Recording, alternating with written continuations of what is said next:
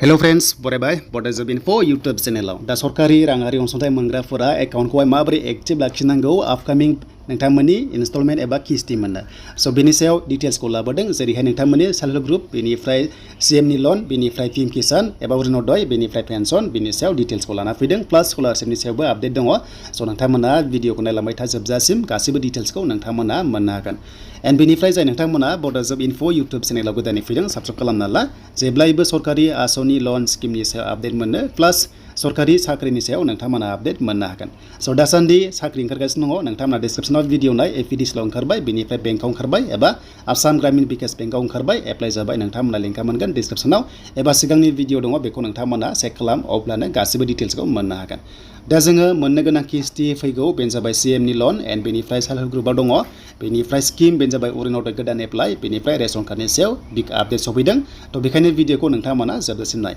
दा जोङो फार्स्टआव फैबाय CMनि आत्मनिर्भर स्किमनि सायाव मानोना स' बिनि रांखौहाय होनो थांगासिनो दङ दा होनो थांनाया जासिगोन नाथाय नोंथांमोना बिनि सिगां एकाउन्टआ अके थानांगोन स' एकाउन्ट एक्टिभ खालामनांगोन जुदि एकाउन्ट एक्टिभ खालामाबा नोंथांमोननि राङा बबेयाव हाबगोन स' बेनो जाबाय हाबनाय नङा स' बेखायनो एक्टिभ खालामनो जों बोरै खालामनांगोन बेनो जाबाय फार्स्टआव दानि जुगाव राङा हाबो DBT एबा डाइरेक्ट बेनिफिट ट्रेन्सफार होनना बुंनाय जायो माने बेखौहाय नोंथांमोना खालामना लानांगोन बेनो जाबाय आधार कार्ड एक्टिभ एबा बेंकजों एक्टिभ खालामना लानांगोन आधार कार्डजोंहाय बेंक एकाउन्टजों एक्टिभ थाबासो DBT हिसाबै राङा हाबो माने फैसाखौ सोहरो नालाय अनलाइन हिसाबै थ' बेखायनो बेंकआव नोंथांमोना लेनदेन लाखिनांगोन एक्टिभ खालामनांगोन अके स' एक्टिभ खालामनोबा जोंहा माखासे मिनिमाम बेलेन्स थायो सेभिंस एकाउन्टआव बेखौ जोङो दोननांगोन होमबासो नोंनि बेंकआ एक्टिभ थायो स' मिनिमाम बेलेन्सखौ नोंथांमोना जाहाथे 500 जा एबा 1000 जा स' बेखौ नोंथांमोना जाहाथे एकाउन्टआव दोनो होमबासो नोंनि एकाउन्टआ एक्टिभ थागोन आरो लोगोसे सम सम सोलाय बख'लाय एबा ट्रेन्जेकसन खालाम नोंथांमोना अब्लाथाय एक्टिभ थागोन प्लास आधार कार्ड आरो बेंक एकाउन्टजों जेब्लायबो लिंक खालामथार होमबासो नोंनि एकाउन्टआव माखासे सरकारि राङारि अनसुंथाइफोरा हाबो नङाबा हाबा स' खायसेया इनस्टलमेन्ट रिलिज खालामबो मोना होनाय बेनो जे लिंक गैया अब्लाथाय माने प्रब्लेम जायो स' बेखायनो गासैबो स्किम मोननो नोंथांमोना लिंक खालाम एन्ड लिंकखौ बोरै खालामो होनोब्ला नोंथांमोननि थाखाय डिटेल्स दङ हमना ला मोनसे फर्म मोनो अके बे फर्मखौ नोंथांमोना साबमिट खालामनांगौ आरो बेनिफ्राय नोंथांमोना फिंगारप्रिन्ट होनांगौ दानिया KYC होनांगौ अके एबा बाय'मेट्रिक खालामनांगौ दा बेखौ बोरै खालामगोन KYC खौहाय बेनो जाबाय खायसे स्मल ब्रान्चआव एकाउन्ट खुलियो एबा खायसे गिदिराव खुलियो अके अब्ला मोनसे फर्म लादो बेनिफ्राय फिंगारप्रिन्ट होदो बेनिफ्राय नोंथांमोना मोनसे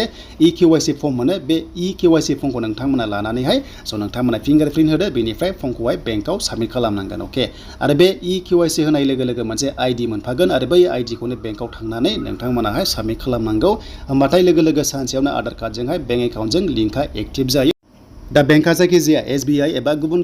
नोंथांमोननि बेंक हमना ला आसाम ग्रामीण विकास बेंक बा UCO बेंक बा नोंथांमोननि खायसे गुबुन सेन्ट्रेल बेंक जियानो जा नोंथांमोना बे खामानिखौ मावना लादो मानोना आसाम स्टेटआव एबा सेन्ट्रेलाव दायो गोदान स्किम लन्च जासिगोन आरो नोंथांमोना मोननो थांगासिनो दङ थिग बेबादिनो DBT हिसाबै रांखौ सोहरो बेखायनो आधार कार्डजों बेंक एकाउन्टजों कम्पालसरि लिंक खालामना ला जाहाथे प्रब्लेम जायै बायदि बे थांबाय दानिया 10 फैबाय दानिया नोंथांमोननि PM किसान बेनिफ्राय सेल्फ हेल्प ग्रुपआव माब्ला रां मोनगोन स' बेखौ नोंथांमोना CMनियानो जा एबा गुबुन जा नोंथांमोनाहाय बेखौहाय लिंक खालामना लाथार होमबासो नोंथांमोना खामानिखौहाय नेक्स्ट लेभेलाव मोजां मावनो हागोन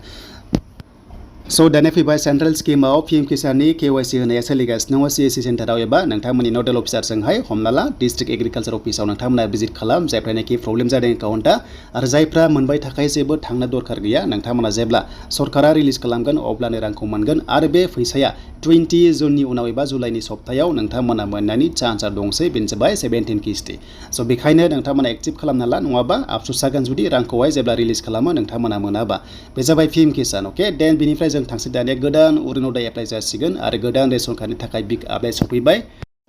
बेनिफ्राय सेल्फ हेल्प ग्रुपआव जायनाखि दङ गोबां टेनसन जागासिनो दङ खायसे मेसेज थांदों आरो खायसे थाङाखै दा नायदो 1000 रांखौहाय फार्स्ट किस्तिखौहाय 15 आगस्तनि सिगां एकाउन्टआव सोगोन होनना बुंनाय CMआहाय दा बेखायनो खामानिया सोलिगासिनो आपल'ड खालामनाया नोंथांमोना जेराव फर्म साबमिट खालामदोंमोन ना दा बिनि मेसेजआ खायसे फैदों आरो फैयाखै अके फैयाखैबा मा खालामनांगौ दा मोनसे एप्लिकेसन आइडिसो मोनसे मेसेज फैदों जे नोंथांमोननि एप्लाइ खालामनाया जाजेनबाय एबा साक्सेस जाबाय ID मोनबाय अके दा जायफ्रा ID मेसेज फैयाखै टेनसन लानांगौ गोनांथि गैया मा खालामनांगौ होनना गोबां सोंदों जेबो खालामनाङा लासै मेसेज फैगोन मानोना सरकारि खामानियाव माने इसेबां स्पिड जाया हमना ला गोबां हाजार लाख थायो नालाय स' बेखायनो लासै नोंथांमोना मोनगोन जेरै BO एबा CLFफोरा साबमिट खालामबाय थादोंमोन नोंथांमोननि फर्मखौहाय दा बेखौनो ब्लक अफिस SRLMआवहाय खामानि मावगासिनो दङ बिथांमोना आपल'ड खालामगासिनो दङ बिनि थाखायनो मेसेज ID फैबाय आरो बै ID नाम्बारनि एगेन्स्टआवसो नोंथांमोनाहाय रां सोनाय खामानि जागोन आरो बे जागोन नोंथांमोननिया हमना ला आगष्ट सेप्तेम्बरसिम नोंथांमोना बे समनि गेजेराव मोनहैनाय दङ जायखिजाया 15 आगस्तनि सिगां बिथांमोना बुंदोंमोन जे नोंथांमोना रांखौ मोनो नाथाय जायफ्रा मेसेज थाङाखै जेबो टेनसन लानो गोनांथि गैया दा गोबां कमेन्ट्स खालामदों मेसेजआ लारि फैगासिनो दङ आदा फैबाय होननानै दा फाइनालि मेसेजआ फैगासिनो दङ लासै फैगोन नोंथांमोना मोनलांबाय थागोन आरो जायफ्रा एकाउन्टआ अके दङ स' नोंथांमोना किस्ति रिलिज खालामनाय लोगो नोंथांमोननि एकाउन्टआव जायखिजाया समावनो 10,000 हाबगोन होननानै सिएमआ बुंदों स' बेखायनो टेनसन दाला देन फैबाय सिएमनि आत्मनिर्भर स्किम लननि सायाव बेनो जाबाय माब्ला मोनगोन बेनो जाबाय आपडेट होखाबाय फोसावखाबाय 30,000 केन्डिडेट्स अके 30,000 केन्डिडेट्सनोहाय फैसाखौ फार्स्ट फेजआव होग्रोसिगोन अके फार्स्ट फेज बेनिफ्राय सेकेन्ड फेज थार्ड फेज बेबायदि जालांबाय थागोन आरो बेनो जाबाय खानाफारायाव लिंहरनानै सेप्तेम्बराव बिथांमोना रांखौहाय सोगोन होनना बुंदों एबा चेकबुक बिथांमोना होनोबो हागौ डेम' हिसाबै नाथाय एकाउन्टआव नोंथांमोना रांखौ मोनगोन फार्स्ट किस्ति 1 लाख बे बोसोराव बेनिफ्राय नेक्स्ट बोसोराव आरोबाव 1 लाख मिनिमाम नोंथांमोना 2 लाख सासेयाव मोननो हागोन बे जाबाय नोंथांमोननि स' बिनिफ्राय 30,000 मोनग्रोसिगोन आरो लासैनो मोनलांबाय थागोन टेनसन दाला देन फैबाय नेक्स्टआव गोदान रेशन कार्ड 15 लाख एप्लाइ खालामसिगोन दा बावैनो आरो जायफ्रा रेशन कार्ड दङ अरुणोदय 3.0 आव नोंथांमोना एप्लाइ खालामनो हासिगोन दा बे आसाम स्टेटनि स्किम अरुणोदयआ जायखिजाया दाननि 10 अक्ट'आव राङा हाबो नेक्स्टआ फैगासिनो दङ जायफ्रा सिगां खालामदोंमोन नाथाय नोंथांमोना नैबे नभेम्बराव मोनसे इलेक्सन दङ बेनो जाबाय पन्चायत इलेक्सन दङ आसामावहाय दा बिनि सिगां बिथांमोना एप्लाइ खालामनायनि चान्सखौहाय होनो हागौ स' बेखायनो गासैबो डकुमेन्ट्सखौ नोंथांमोना रेडि खालाम रेशन कार्ड आधार कार्ड भटार कार्डआ बेंक एकाउन्टआ थाथारनांगोन आरो बेंक एकाउन्टआ जेब्लायबो लिंक थानांगोन आधार कार्डजों होमबासो खायसे किस्तिखौहाय नोंथांमोनाहाय मोनगोन नङाबा खायसेखौ मोननाय नङा मानोना गोबां प्रब्लेम जायो अके बेखायनो 3.0 थाबैनो एप्लाइ जायोबा ब्लक अफिसाव फर्मखौ हरगोन बेनो जाबाय BCDC आव हरनाय जागोन एबा पन्चायत लेभेलाव नोंथांमोननो फर्मखौहाय हरनाय जागोन दा बे जाबाय अरुणोदय 3.0 आव अफलाइनसो जागोन दासिम जाथ'वाखै आरो जेब्ला जायो नोंथांमोनाहाय मोननो हागोन आपडेट्स देन फैबाय खायसेया नोंथांमोना स्मल ब्रान्चआव खुलिदोंबा नोंथांमोना गिदिर ब्रान्चआव खालामना लानो हायो जेबो प्रब्लेम गैया माइनर एकाउन्टनिफ्राय नोंथांमोना गिदिर ब्रान्चआव थांनानै मेन ब्रान्चआव थांनानै बेखौबो नोंथांमोना ट्रेन्सफार खालामनो हायो जायफ्रानोखि नोंथांमोना स्किम लानो सानदों बा नोंथांमोना राङारि अनसुंथाइ मोनग्राफोर जुदि स्मल ब्रान्चआव खुलिदोंबा नोंथांमोना देरसिन ब्रान्चआव थांनानै नोंथांमोना बेखौ ट्रेन्सफार खालामनो हायो